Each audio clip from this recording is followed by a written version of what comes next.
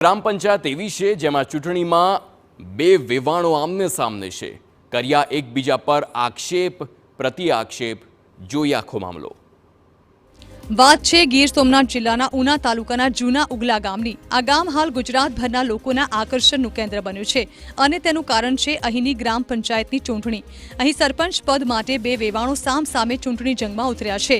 એક તરફ છે વર્તમાન સરપંચનો પરિવાર, જે છેલ્લા 10 વર્ષથી ગામમાં શાસન કરી રહ્યો છે।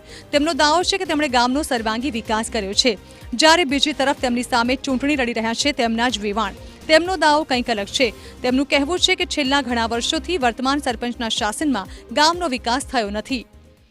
ઈ કે અમારે લડવી છે, ઈ કે તો લડો, ઈ તો અમે એમ કીધું કે અમારે લડવી છે, તો ઈ કે આવી જાવ મેદાનમાં, ઈ કે તો પછી અમે મેદાનમાં આવ્યા। પછી અમે કામ કર્યું છે, બધું રોડ કર્યા છે, પછી ઓલા પ્લોટમાં બધું કામ, લાઇટ નું આ તે બધું કામ કર્યું છે। પછી કોઈને મકાન બનાવી દીધા છે ઓલા પ્લોટમાં। ગામનો વિકાસ કર્યો નથી અને 10 વર્ષથી અમે એમ કીધું કે અમને હોપી ગયો, અમને આપી ગયો, તો ઈ કે નહીં અમારે ચૂંટણી લડવી છે, એટલે અમે લડીએ છીએ। અમે છૂટાશું, પછી અમે રોડ, રસ્તા, લાઇટ, ગટર બધું અમે કરશું। છે ને બાકી જોરદાર। બંને શબ્દોમાં ચૂંટણીની એ ધાર છે, શાબ્દિક પ્રહાર છે, પરંતુ બંનેનું માનવું છે કે ચૂંટણી પછી બંને પરિવાર એક જ છે।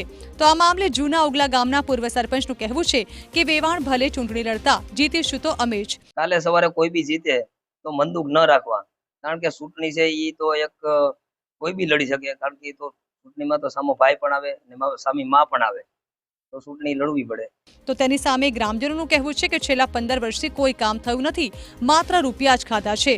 જે કહીએ કામ એમાં ભલે ખાય એનો અમને વાંધો નથી, પણ પૂરેપૂરું ખાઈ જવાના આ કામમાંથી। તમને સરકાર ગ્રાન્ટ એટલી બધી આપે તો તમે શું કામ તમે એનો ગેરઉપયોગ કરો છો?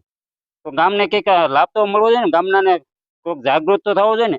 જ્યાં કહેવા જાય ત્યાં એના સામે થાય છે આ વ્યક્તિ। નવું 5 વર્ષની અંદર કંઈક કામ થાય તો કંઈક ગામ જાગૃત થાય ને કંઈક ગામમાં વિકાસ થાય। બિપિન બામણિયા, TV9 ગીર સોમનાથ।